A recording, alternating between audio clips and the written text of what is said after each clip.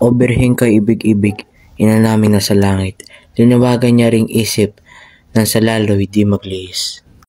Noong unang panahon, sa kaharian ng Berbanya, may isang haring na tunay na hinahangaan ng karamihan, hamak ng kanyang kabutihan. Ang kaharian ng Berbanya ay patuloy na nananagana sa kanyang mabuting pamamahala, marangyaman o dukha na katatanggap ng naayon na pagpapala. Lahat ng utos at bagay na kanyang planuhin ay dumadaan sa maayos na paglilitis. Kayong tatlo'y mapapalad, angkin nyo ang mataas, yamang ngayoy panahon, nang kayo'y tumalaga. Ay naming hari, ang paghawak ng hari at bayan, upang mga ito'y mapaglingkuran ay aming naiibigan.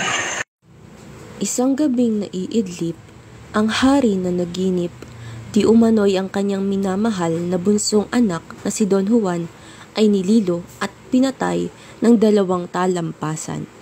Nang patay na ay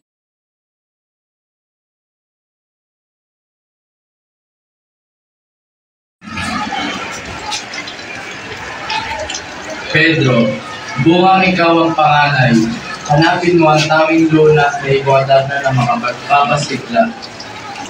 Ang paglingkuran ay ang pagsunod sa utos niyo ay kinalulugdan si Don ko. Pedro ay wala pa. Si Don Diego inatasang hanapin ang naparawal. Ang prinsipe ay di sumuway at noon din nagpaalam.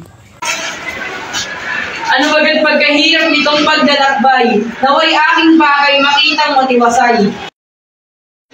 Pastilan, anong saklap kabayo pa ay nautas? Akad,